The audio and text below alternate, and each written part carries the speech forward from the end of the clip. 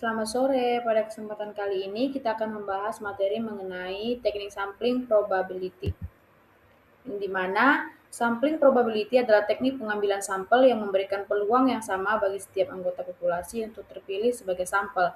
Arkunto 2013 menjelaskan bahwa dalam probability sampling, setiap unsur dalam populasi memiliki kesempatan yang sama untuk dipilih sehingga dapat mengurangi subjektivitas dalam proses pemilihan sampel. Teknik pengambilan sampling itu yang pertama ada sampel random sampling atau sampel acak sederhana. Langkah-langkah pengambilannya itu dengan cara menentukan besarnya populasi, menentukan besarnya sampel yang diinginkan, lalu membuat sampling frame atau kerangka sampling, list, daftar, unit populasi lengkap dengan nomor urutnya, menuliskan nomor pada kertas undian, kemudian dilinting atau ditulis nomor pada bola atau yang lainnya. Mengambil lakukan undian untuk mengambil lintingan kertas sebanyak sampel yang diinginkan dengan mata tertutup, lalu membuat daftar nomor sampel yang terpilih. Lalu teknik pengambilan sampling yang kedua itu ada systematic sampling atau sampel sistematis. Adalah teknik pengambilan sampel berdasarkan urutan tertentu dengan interval yang telah ditentukan. Crasswell 2014 menjelaskan bahwa teknik ini dilakukan dengan memilih setiap elemen ke N dari daftar populasi setelah menentukan titik awal secara acak. Metode ini dapat dijelaskan pada dua keadaan, yaitu yang pertama, apabila nama atau identitas dari anggota populasi terdapat dalam suatu daftar atau kerangka sampel, sehingga setiap anggota tersebut dapat diberi nomor urut.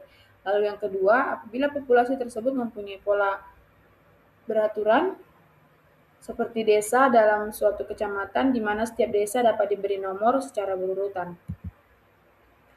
Langkah-langkah untuk melakukan sistematis sampling yaitu menentukan ukuran populasi N dengan mengidentifikasi jumlah keseluruhan anggota populasi, dan menentukan ukuran sampel N dengan menetapkan jumlah responden yang akan diambil berdasarkan perhitungan sampel, menghitung interval pemilihan K yaitu diperoleh rumus K sama dengan N dibagi N, lalu memilih titik awal secara acak dengan memilih satu angka acak antara 1 hingga K untuk menentukan responden pertama, dan memilih setiap K TH unit setelah responden pertama ditentukan. Lalu yang terakhir, hasil akhir yaitu daftar sampel sistematis yang tersebar merata di seluruh populasi.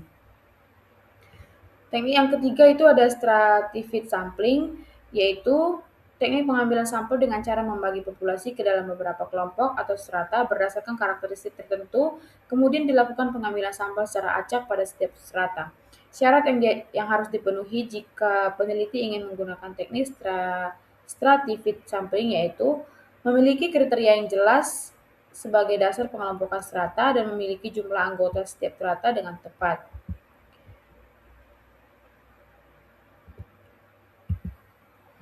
Teknik pengambilan sampel yang keempat itu ada cluster sampling, merupakan teknik pengambilan sampel berdasarkan kelompok atau wilayah tertentu.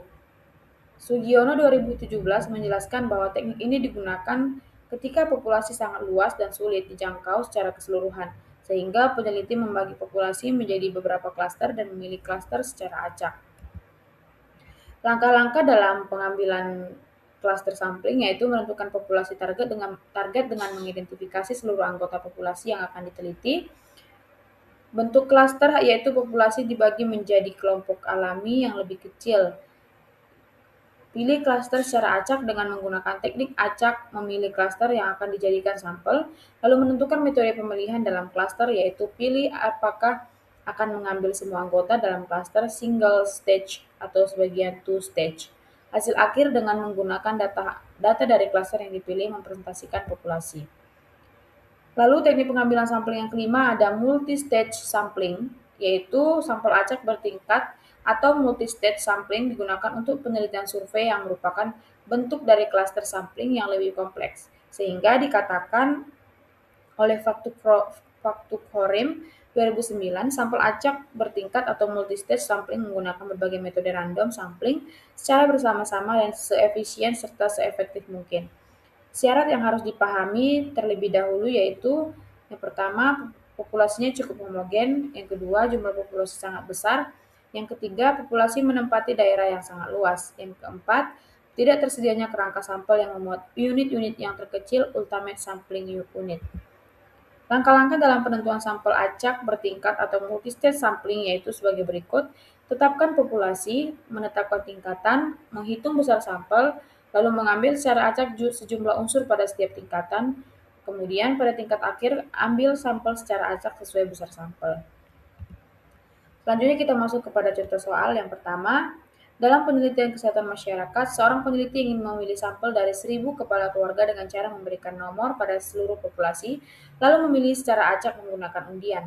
Teknik sampling yang digunakan adalah A. Purposive sampling, B.